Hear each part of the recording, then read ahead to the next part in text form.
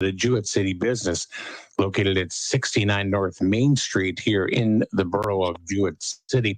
State police had put out a bulletin looking for information to identify the two men that were pictured in an elevator.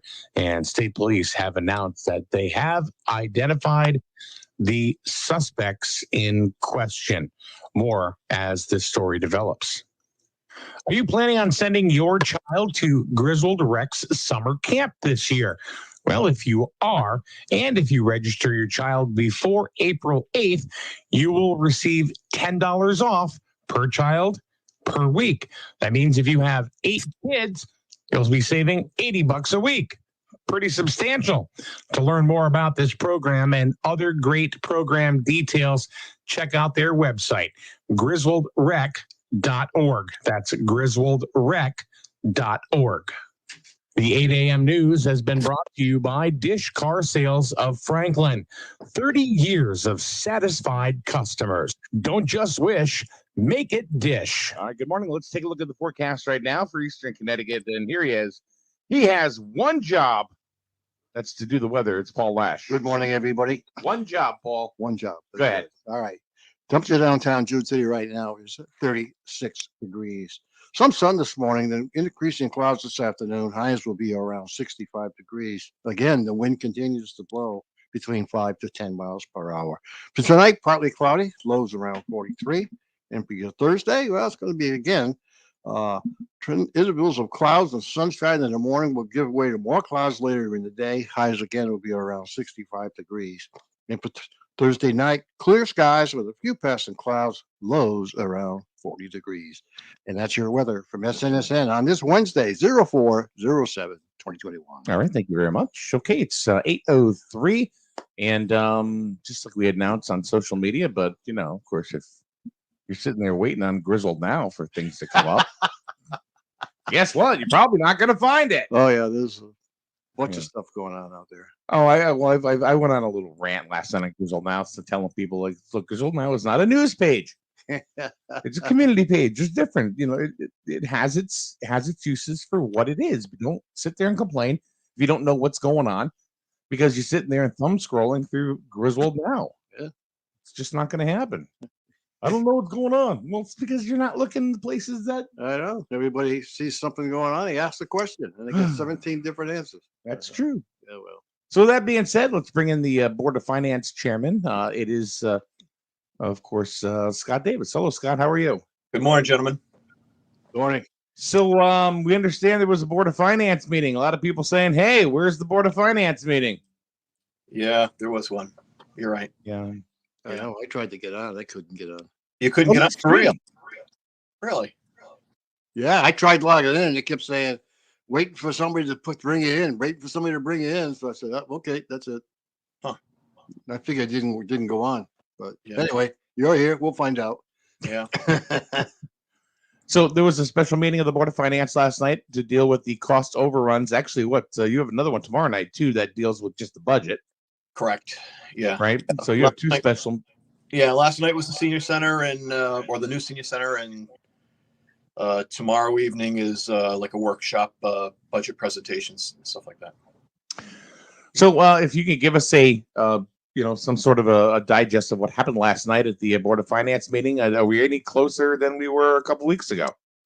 We are significantly closer. So we met last evening. Had some discussion. The senior building committee chair had come back with the letters we had requested from the building official, from the fire marshal, regarding some CO items and kitchen items. They had met, I guess, a couple of times in the 2 to 3 weeks since our last meeting. Had dialed in a few of those open items and some costs. Came in with a number. We kind of went back and forth, put forth a motion for, and I'm gonna kind of paraphrase. It was an extremely long motion, but it was a motion to appropriate no more than, I believe it was $760,000 to come out of the general fund. There were specific There were specific items that were earmarked, which corresponded with the list that they provided us as part of that motion, to then go to referendum, so that the voters have their say and can vote accordingly. Coming out of surplus, it would represent no tax increase. That will get the senior center finished to a point where perhaps it wasn't every single thing that was on the list. It wasn't necessarily just the things that they needed to get a CO. It was kind of that, middle of the road, kind of fit and finish on all those open items. So really, at this point now, it's up to the selectmen to have their vote to then schedule the referendum, and for the taxpayers to vote on it. But so that's kind of where we're at. What was the feeling of the finance board? I mean, they feel now that since it's been decreased by a couple of $100,000, that they're more positive of having this thing done. Well, I mean, the vote was split down party lines.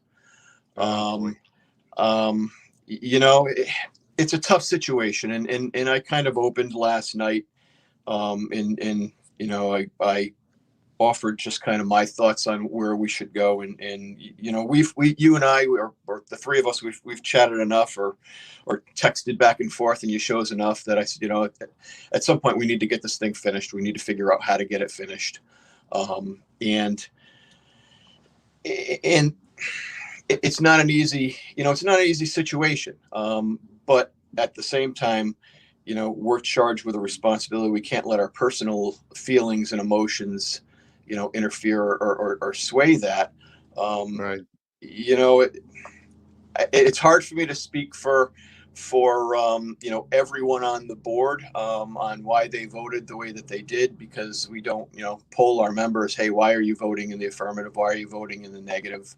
I think that based on the vote, I can only surmise that there were those that said, okay, you know what, let's go this way.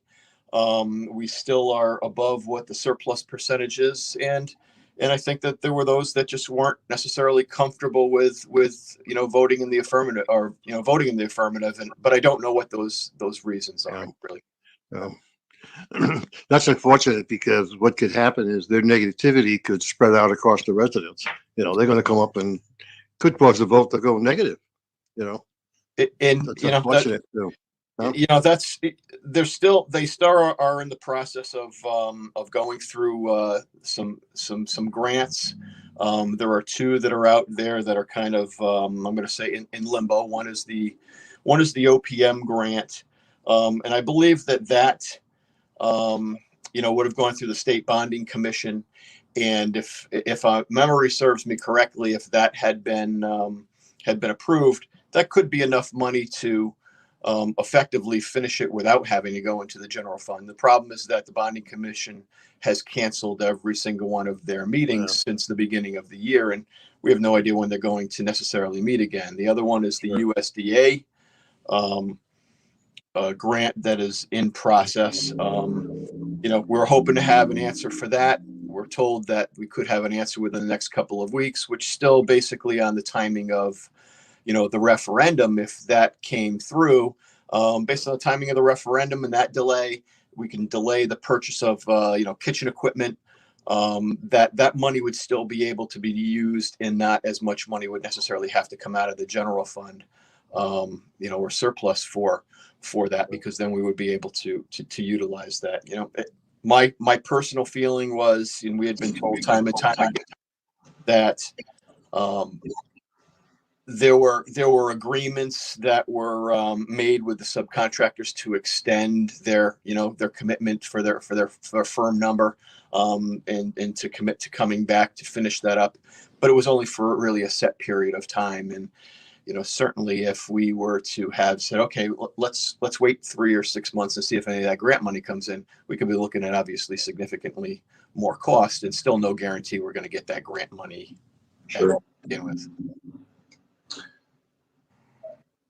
What was changed to get from 900 plus thousand down to 760,000? So So a number of weeks ago, I want to say it was somewhere along the lines of probably 3 weeks ago, we were given a kind of a spreadsheet on what the open items are and a couple of different columns on there. The bare minimum to get a CO, what's required. The senior center bare minimum, which is a step above, and finish it in a comfortable sense, and then what the full value was. And those numbers ranged from, 500 and almost 527,000 to about 975,000. That was the swag. So, they, like I said, they identified those, I think those items that truly they could do without, yet still have a nicely finished and habitable, senior center. So some of the items that were taken out in the proposal that they gave us last evening, an operable partition, some window treatments, some visual display boards, project screens, and the fireplace insert. Those were removed from the the original numbers. That brought us to 772,186. And then the motion was for, like I said, 760, with, I think it was the omission within that motion of the wall protection item for 9,200. Wow. Well, Well, are you happy with the number? You don't have to be. I mean, I'm just curious. That's not as easy a question. I mean, it's very straightforward, Mike, but it's not as easy a question as you'd think to answer. Am I happy with the number? I'm going to answer it like this. I'm still not really happy that we had to deal with this, but putting that aside, it is what it is, and we did have to deal with it. So, having, looking at it from that perspective of just say, okay, here's our charge. Here's our charge as a Board of Finance. I'm not going to look at it from the perspective of, crying over spilt milk or anything like that. Why did this happen or how did that happen? But just looking at it from the basis of, here's our charge. Do we fund it or don't we fund it?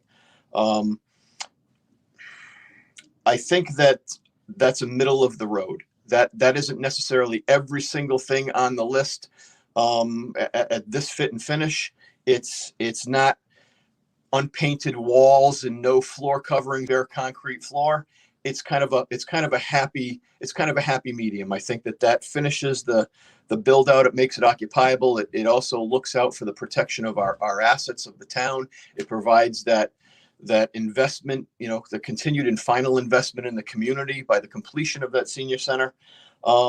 And we were fortunate, I guess I would have to say, enough that there have been budget years where our expenses have come in under budget. We were fortunate that in previous budget years, the tuition that was raised by the Board of Education exceeded what their projections were. So over a number of years, we were able to build, that surplus to, and I'll throw a couple of numbers out here, to about 15.34% of the budget, or a little over a $5.6 million surplus. So we were fortunate, or are fortunate, I guess, enough that by earmarking the 760,000, which, like I said, if some of those grants, one or both of those grants, are actually obtained, and we're fortunate if that happens, it's going to be less than that 760 number. In the event that they're not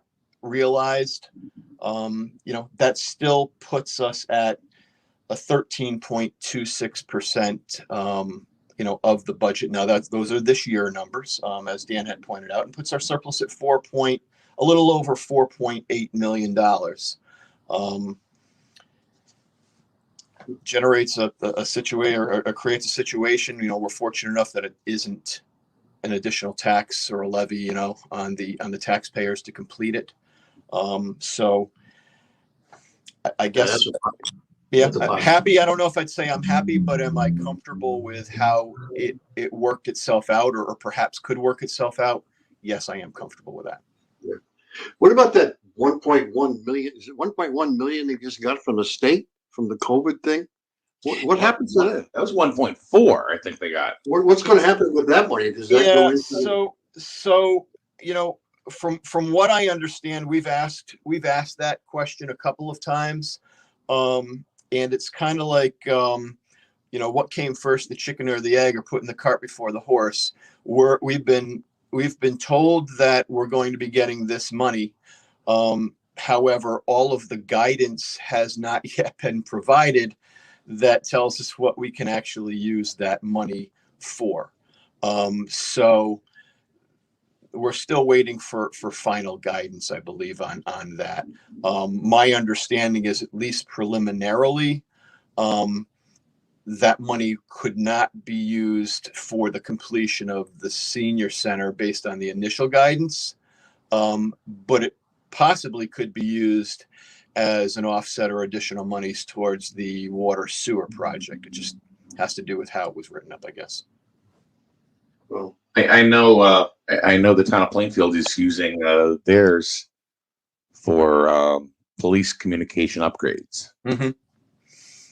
Matter of fact, they had a special meeting or town meeting last night to do a line item transfer for those funds to be available for that project. So, Right.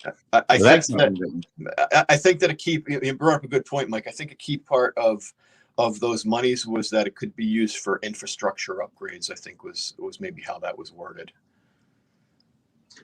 oh, okay. Yeah. I think one thing that's come out of here, and maybe that's something the finance board should recommend, is put in a procedure in place as any kind of these projects go forward, that there's some kind of a mechanism in place where people report to people to let them know what the hell is going on with the project. We can't let this happen again in the future. I wholeheartedly agree. I think that this was I hate to say, I think it was a learning experience, and and I don't mean to say that in terms of to minimize the situation, because I don't mean that at all. But I think that it was a learning experience in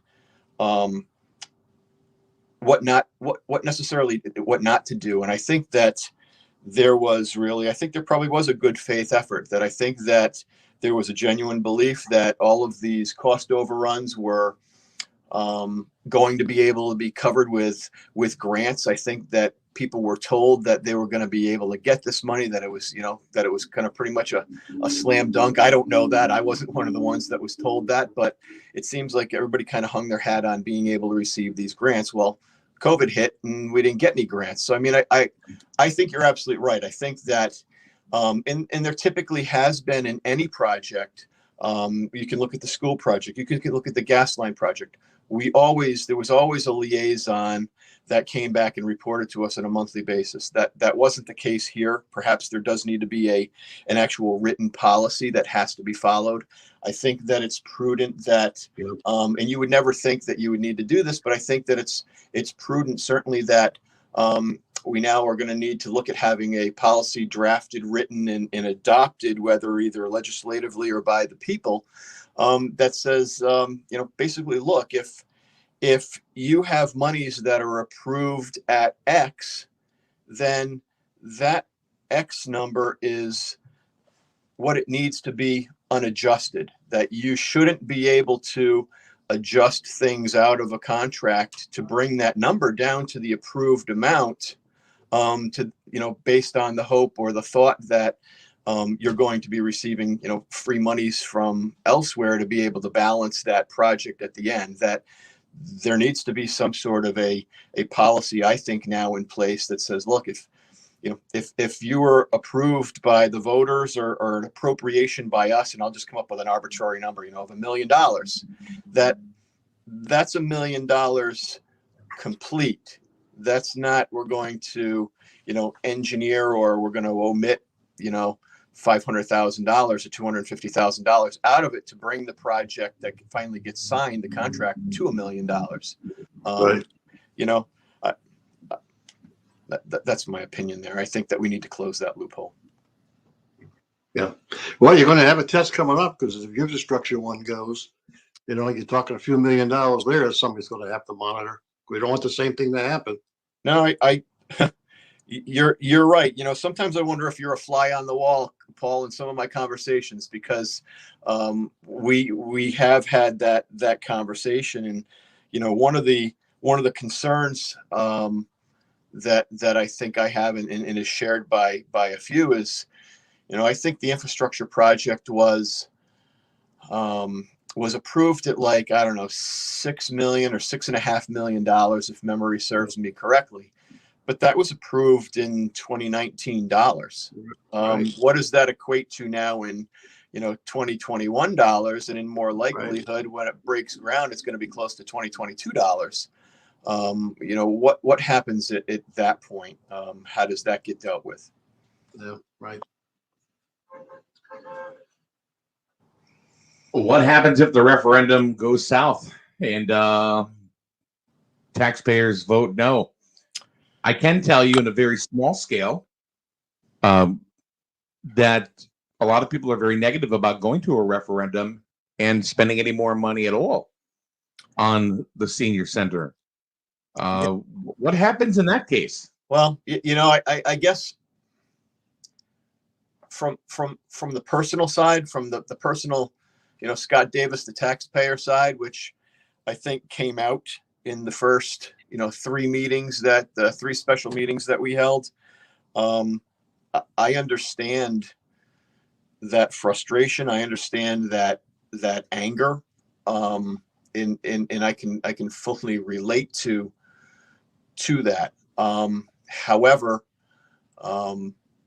you know, speaking from the Board of Finance side, the fiduciary side, we have what's the alternative? You know, we have a 7.6, you know, when you include bond costs, it's $7.6 million, a $7.6 million bill that we've got to pay for 20 years that cannot be used, can't be occupied. We've got to insure it. We've got to heat it. We've got to provide electricity. We've got to provide maintenance to it. The longer, you know, abandoned buildings or vacant buildings, the longer that they stay unoccupied and there's no traffic, the more likely they are that they're going to get damaged or broken into, or that there's going to be unknown maintenance issues that happen within the building because people aren't in there all the time checking on it. And that seemingly harmless maintenance issue ends up costing us tens of thousands of dollars.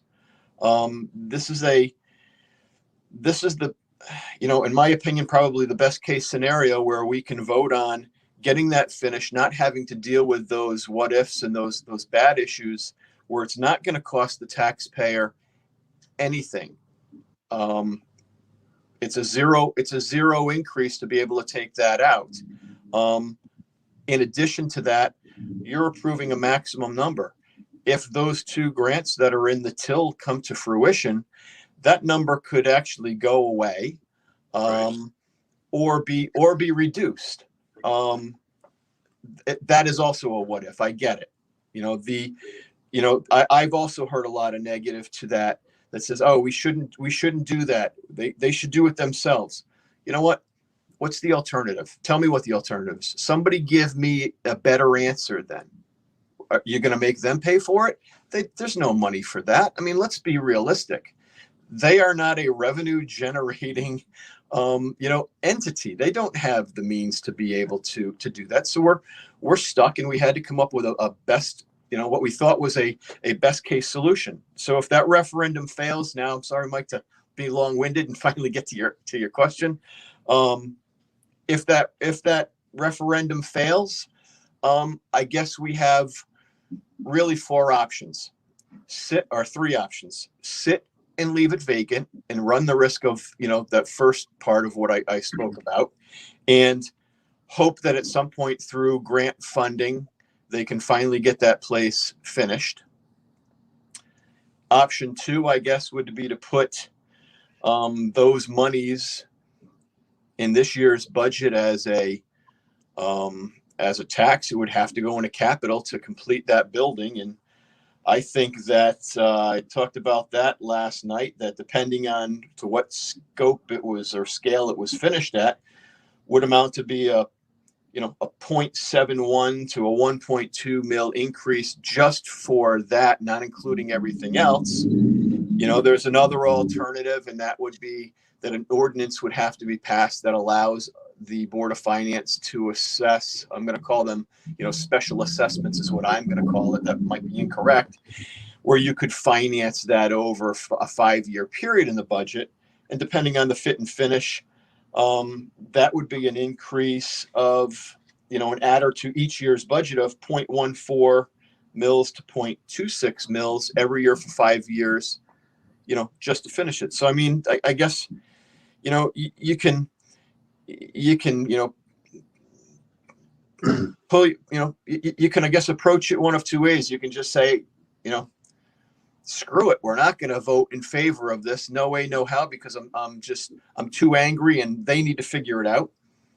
How are they going to figure it out? And at some point, it's either going to stay vacant and then we're going to be paying for a building that's going to end up never be used and possibly destroyed. Yeah. It's unfortunate. I'm sorry, sir. No, you're fine. You're fine. I'm rambling. I'm sorry. No, it's sorry to hear that people are holding somebody's negligence against a group of people that earned this damn building over the years because they've been taxpayers for so many years in this town. So it's unfortunate that this is happening. Right. We also got to remember that these people are still voters. So, right. They could come out and vote no against the senior center, but the seniors could get together when it comes down to voting on the school board or voting on the national budget. They say, screw you, we're not voting for it. Guess what? That could get turned down. Right. So, here's the other thing too I just want to make it clear about Paul. Paul is almost 78, correct? Yeah. Paul is a senior citizen. Paul does not go to the senior center. No, I don't. So when he talks about they, he's talking about people that are, are communicants of the senior center. Sure. And not himself. But I think it still affects a large portion of the town. And I think this is a big disconnect as far as what the senior center actually does, what Tina Falk actually does at the senior center. It's not just sitting there playing bingo with seniors. It's so many other different programs. Yeah. So and these people got to remember they're going to be there shortly. I'm eligible now. I mean, so whatever. I don't want to politicize things. I don't want to stand on, a soapbox and preach. We've become, it drives me crazy, a society that's kind of what about me? And if I'm not getting some immediate gratification, then I'm not for it. Now, look, I'm not happy that we have to spend, $760,000. I'd rather not be in that situation. But quite frankly, those are the cards that we were dealt. We are in that situation. So let's figure out now how to make it work. That's at the end of the day, this is an investment in the community, and we need to figure out how to make it work. I agree. I think you get it done. The money is there, and for a rainy day fund. Well, it's a rainy day. I think you said it that way last time. Yep. We're, like I said, you're spot on, Mike. We're fortunate. I'm just echoing your words, actually. So yeah, we're fortunate enough to be in that, in that situation where, that money is available. Now, maybe people don't want to spend any of that money at all. I get it. I understand that philosophy.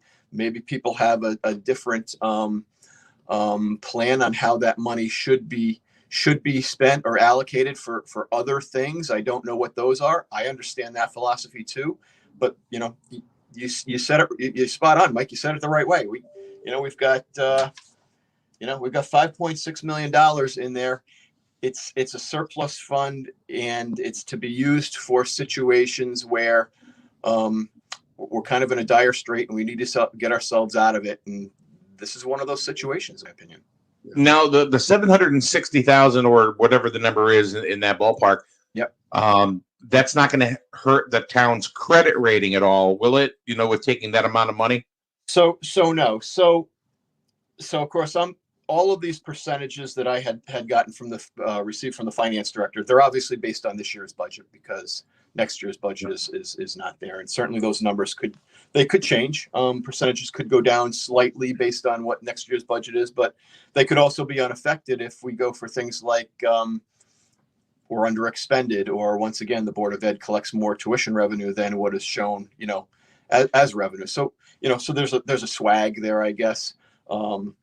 you know, one of the things that that I did ask the finance director to just confirm is that it's not going to hurt us, you know. And Eric said, well, you know, obviously there are truly no guarantees in life, but it was generally thought that as long as we stay over what that minimum expectation is, a requirement, that we should be okay. And you know, currently by policy, by board of finance policy, there's a requirement that our fund balance be at a minimum of 8.5%.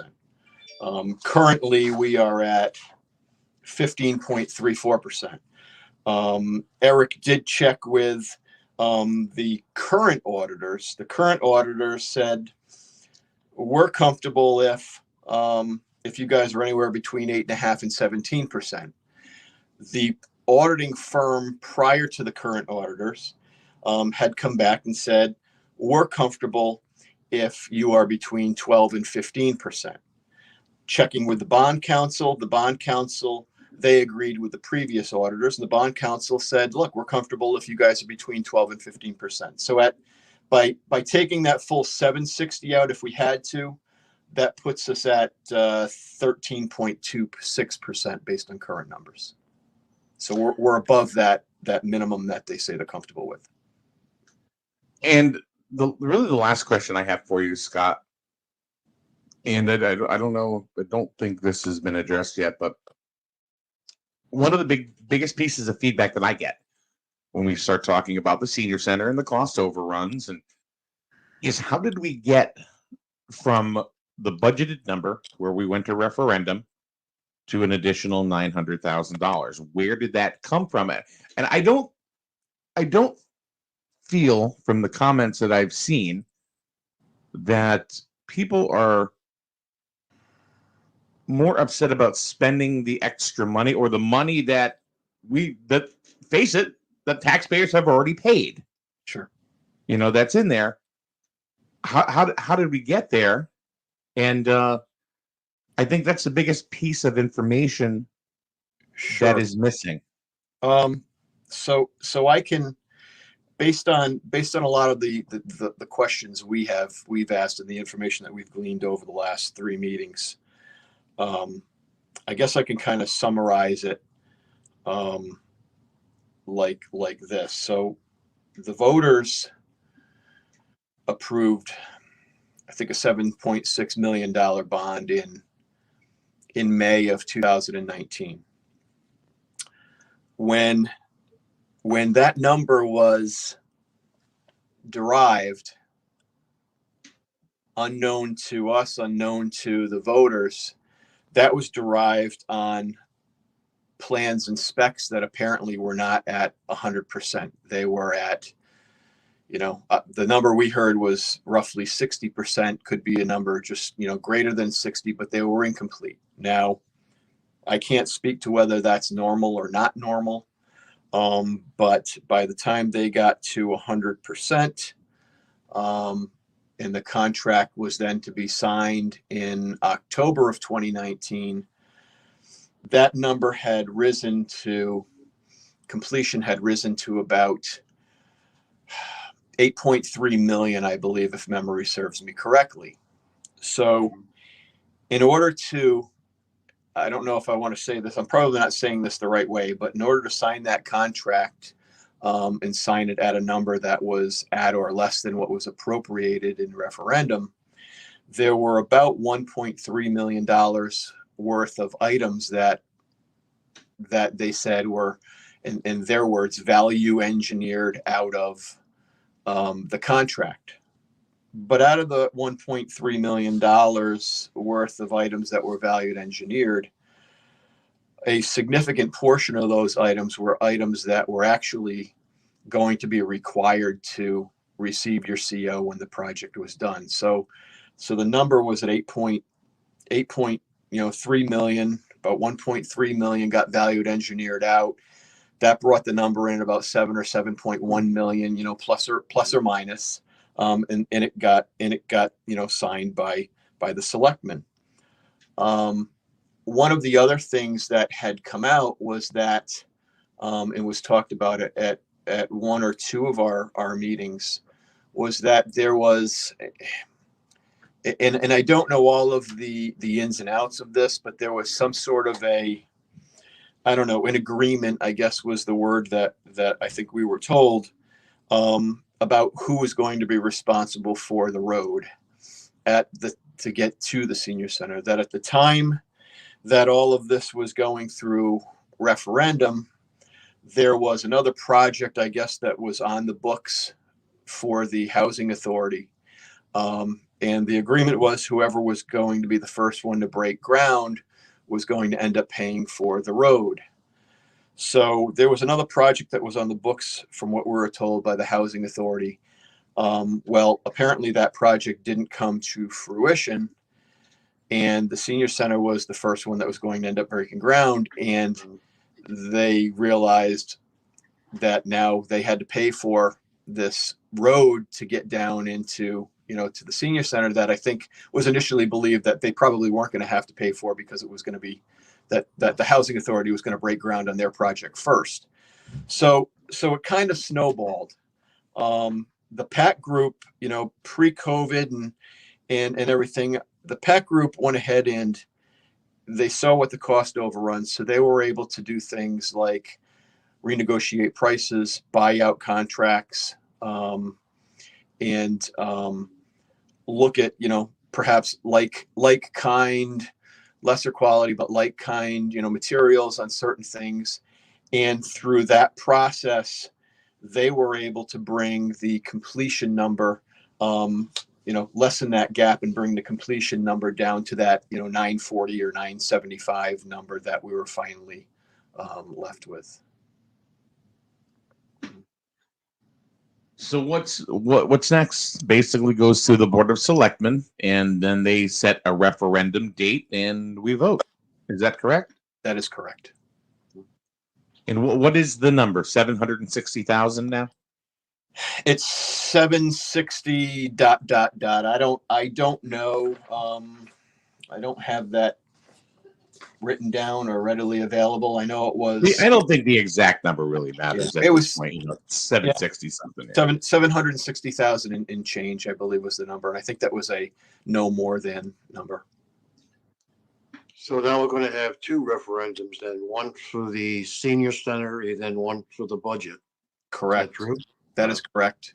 Yeah. So I would think that what they got to do now is go to the board, then they got to publicize it or put it out in the paper someplace, right? Yeah. And part of the initial discussion and the thought on the two referendums, because there were people that said just have one referendum. No. The thought process was that really wasn't necessarily going to work well. Certainly to try to give both the budget and this project their own individual fair shake, as it were. But the other school of thought regarding having this done and trying to kind of expedite the process, one was, I mentioned, the subs, but the other one was, if this referendum, depending on how long it takes and it comes forward, if it fails, we still have the opportunity to then look at the possibility of working that into the current proposed budget, because that referendum will be afterwards. Right. Makes sense. Yeah. So I think the key comments is it's going to be 760,000 plus, give or take a few, to complete the project. Number two, it's going to go to referendum, and number three, it will be a 0% increase in taxes for the residents.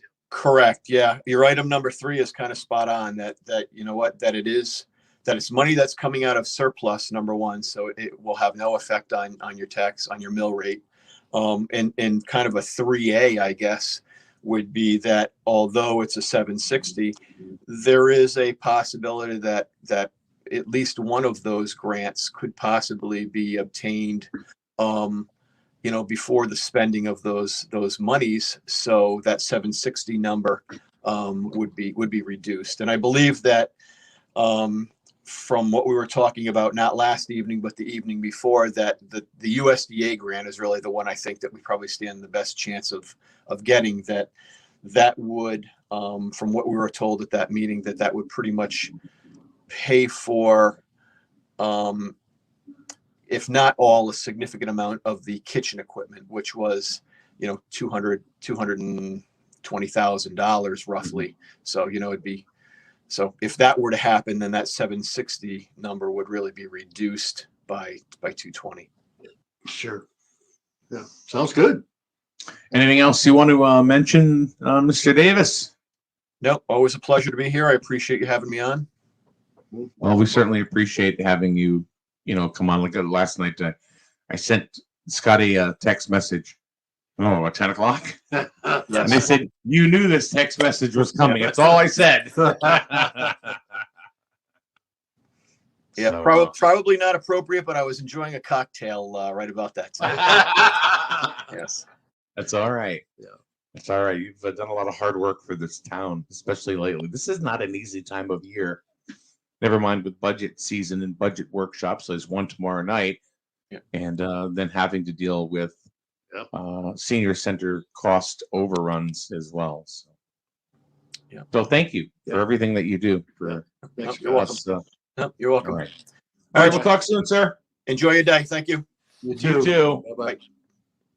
All right, Scott Davis from the Board of Finance, and there you go. So, Well, what do you say? I mean, it's like you can sit here and you can wordsmith it, but the bottom line is, this is what it is. yeah. It's unfortunate to hear it's political. I don't think he was very political at all. I thought he was very No, straightforward. I'm not saying yeah. him was political. The board was political. They voted across party lines, which, come on. But they always do. I know it, but come on, this is ridiculous. They're not out Right. here to support their party. They're here to support what's good for the town. Okay, well, maybe Well, it was just coincidence that Yeah, they okay. voted. Yeah. I'm just look. I know. I'm just play the kind of devil's advocate. I devil's understand. advocate here. Yeah. Maybe that is their belief instead of they weren't even thinking about party lines. I think they're thinking about party lines when they're looking to add another member to the Board of Finance. And it's like our group's bigger than yours. That's where I think Well, The outcome it sounds comes in. good. But The outcome sounds good no matter what. So I don't think, I really don't think that anybody on the Board of Finance that I've listened to during meetings seems to have a personal agenda.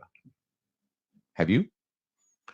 no, I mean, Now when it gets right down to the nitty gritty and talking about finances and budgets and senior center issues and that are upon us, I've never, I mean, and there are Board of Finance members that I don't agree with. Yeah. And some things that they Yeah. say. I'm not going to say who because it's I understand. that's my own thing. But when it comes down to town business, these folks they're also Griswold taxpayers themselves. Yeah. So the money affects them. It doesn't affect just you or me. It's the people that control the money. Yeah. I'm telling you, the Board of Finance, the Don Corleone of Griswold. Yes, it is. They They're- hold they're the staff. They're the staff. You can have a selectman, a second and third, all you want, but those guys run it. They say no. You got no. Send the budget back. Well, Then it well, it'll be interesting to see how many people come out now for the referendum, whatever that is. It's probably going to be by the end of the month, I Well, guess. Well, I know one of the key points as far as the referendum was concerned, that if it went to a referendum, was that they wanted to wait until after the executive orders from Governor Lamont had been lifted. Yeah. So, which is on the 15th. Yeah, so it'll be by the end of the month. Right. Yeah.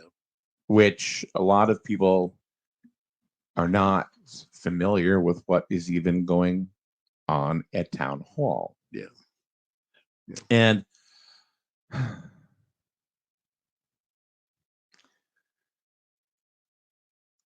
I get a little frustrated because you and I, we try to put as much town information out as possible.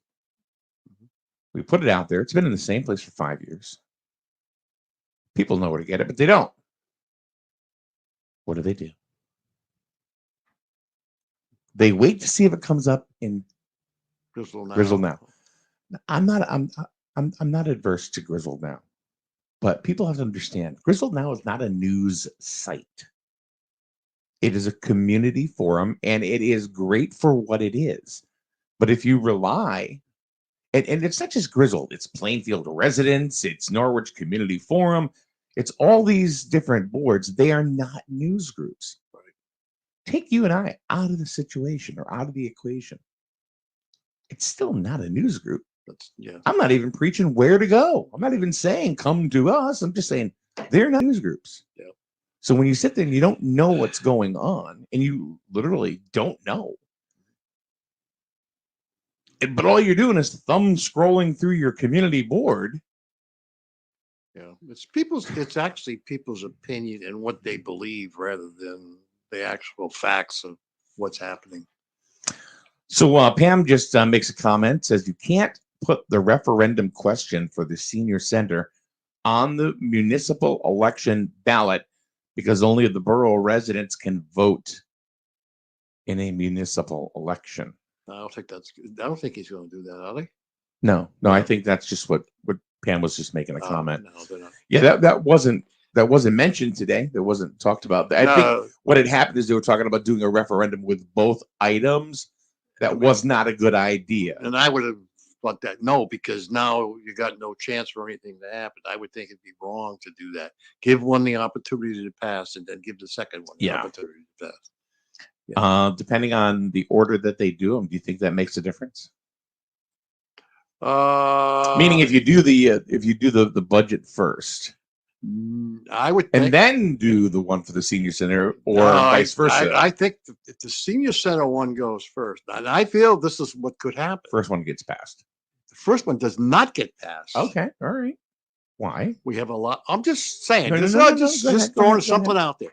If the first one doesn't get passed, I still say that there are a lot of seniors in this town. You ain't going to pass my stuff? Screw you. I ain't going to pass your stuff. Yeah. So now we're into a crisis where we got no budget passed.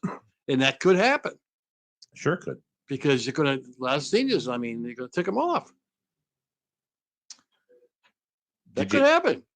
The senior community in Griswold is the fastest growing demographic in town. It's a lot. Yeah. And it's continuing to grow. Yes. And they can organize. Yeah. Can organize a hell of a lot quicker than a lot of the locals can. I don't, the other thing is, I don't know if I actually follow the school of thought too, of saying, well, we're seniors and we're go ahead. We have been paying taxes for years for your school, even though we don't have any kids. And now it's vice versa. I don't think that they would do that. No, I've heard it. Have you heard it? Oh, yeah. Not really just from seniors, but from everybody. Yeah. From different, not everybody. That's wrong to say, but I mean, just people I have heard may have made the comment, and it's an us against them kind of thing. And I don't think it should be looked at like that. Yeah. I just think that it's wrong to, and I mentioned this to Scott, and I'll repeat it again, that you can't hold it against a group of people for somebody else's mistake.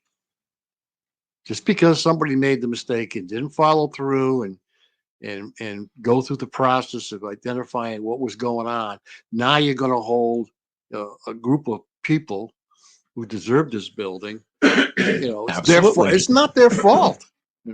If you want to criticize somebody or go after somebody, go after whoever was in charge of the damn thing. We just got a comment from Nikki. That's an unfortunate thought process. No one wants to not have a senior center.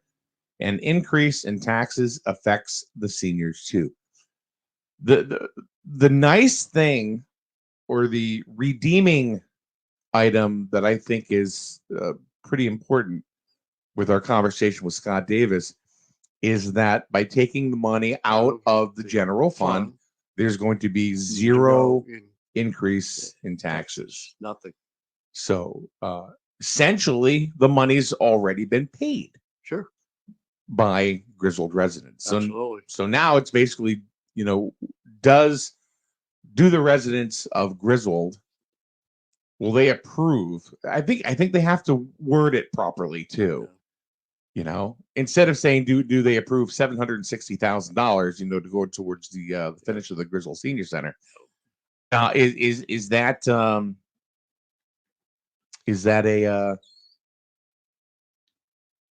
that's wordsmithing right there. Yeah, I mean, whoever writes it up in way they, I don't know how they're going to write it up, but it's no impact for the taxpayer, which is Zero. Yeah. Yeah, because this money is already there, which is good. So hopefully that will change people's minds and say, yeah, let's get the damn thing done. Because my guess, to maintain that building per year, I mean, you're probably talking $40,000-$50,000 at least. Yeah. You know, time you talk, insurance and electricity and heat. Either way, we're on the hook for a 20-year bond. Yeah, for nothing. Either way. Yeah. So if we're going to go ahead and take $760,000, now this is my personal opinion now. Yeah. If you're going to take $760,000, that is surplus, that is in the general fund or the rainy day fund. Yeah.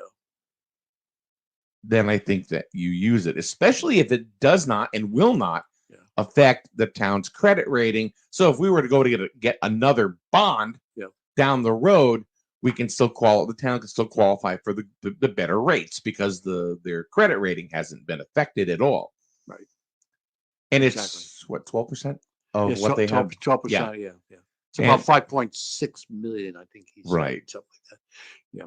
So let's also keep in mind, folks, that this senior center, all those food boxes that are being distributed, where the hell do you think they're coming from? The senior center is distributing those food boxes, and they've done it how many times during this whole COVID thing? Well, let's make it clear: the senior center is not paying for those, but they're the ones that have taken. They're the ones that are distributing the boxes and. I mean, created. If you didn't have them there, who the hell was going to do it? Well, that's a great question there, Paul, because that leads into something else that I wanted to talk about. Uh-oh. So let's get into this, and I'll tell you why. Okay. So lately, in the last couple of days, I've seen a little bit of complaining about the town of Griswold not having a Facebook page. Oh. It wouldn't matter. It wouldn't matter if the town of Griswold has a Facebook page. It just wouldn't matter. I think they had one at one time. They did. It was decommissioned. Yeah. By the current administration. Yep. And that was that. But if the town had a Facebook page, it would not matter. And I'll tell you why. Because, and folks, you can hate on me for saying this, but the fact remains, people go in and think that they're going to get all of their news supplied through Griswold Now. No. People, as a whole, maybe not you listening, but they thumb scroll. They keep going. And I know it sounds very repetitive of me to say this, but it is true. And if it's not in Griswold Now, then it didn't happen.